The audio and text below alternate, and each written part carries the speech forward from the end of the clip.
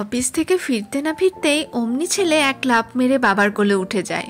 ও হয়তো বাবার অপেক্ষাতেই সময় গোনে যে বাবা কখন আসবে। আসলে এরমটাই বোধহয় হয় বাবা ছেলের ভালোবাসা, তাই না? তো তারপরেই আমি বরমশাইয়ের জন্য টিফিন রেডি করতে শুরু করেছি। তো আজকে বরমশাই মুড়ি মাখা খাবে, তো ওই জন্য আমি পটলের একটুখানি বেসন গুলে পটলগুলোকে হালকা পাতলা করে কেটে নিয়ে ওই বেগনির মতো আর কি করে দিচ্ছি।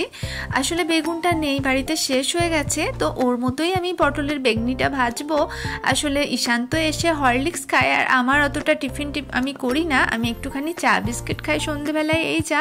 তো ওকে আমি বাদাম ভাজা আর এই পটলের বেগনিগুলো দিয়ে মুড়ি মাখা আজকে করে দেব। তো এই রইল কর্তামশাইয়ের জন্য মুড়ি আর বাদাম ভাজা আর পটলের বেগনি। আর এদিকে ঘড়ির কাঁটায় প্রায় 7:40 মতো বেজে গেছে। তো আজকে একটুখানি লেটেই এসেছে অফিস থেকে। তো তারপরে তার হুকুম হয়েছে এই নিম পাতাগুলোকে ভালো করে ধুয়ে ছাড়িয়ে নিয়ে নিম রস করে দিতে হবে। তো যাই হোক, আমি ভালো করে ফ্রেশ করে ধুয়ে নিয়ে একটা পাত্রের মধ্যে জলে আর কি নিম রসটা দিয়ে দিয়েছি। নিম রসটা না, সরি, নিম পাতাগুলো দিয়ে দিয়েছি। তো তারপর থেকেই নিম রস হবে। তো ও একটুখানি তেতোটা বেশি পছন্দ করে। আসলে তেতোটা স্বাস্থ্যের পক্ষে খাওয়া খুব ভালো, তো ওই জন্য একটুখানি করলা সেদ্ধ, নিম পাতার রস এগুলো খেয়ে থাকে। আসলে আমার বরমশাই একটু বেশি স্বাস্থ্যসম্মত খাবার খান। তো তারপরে আমি ভাতটা বসিয়ে দিয়েছি। তো আজকে রাত্রের মেনুতে আছে গরম গরম ভাত আছে। তো ভাতটাই খাবো বললো ঈশান, আর তার সাথে রয়েছে আলু পোস্ত। তো আলুগুলো কেটে আমি ভালো করে ভাজতে শুরু করে দিয়েছি। তো শুধু আলু পোস্ত অবশ্যই হবে না, আলু বড়ি পোস্ত হবে। তো তার জন্য আমি বড়িটা আগেই ভেজে নিয়েছি। তো তারপর আলুটা ভাজা শুরু করে দিয়েছি। তো আলু পোস্ত হবে, আর হবে ভেন্ডি ভাজা, পাঁপড় ভাজা। তো তারপর নিরামিষটা করে নেওয়ার পর আমাদের মা ছেলের জন্য হবে ডিমের অমলেট।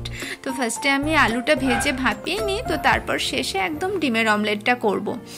এদিকে আমি আলুতে জল দিয়েই এই ভেন্ডিটা ভাজতে শুরু করেছি।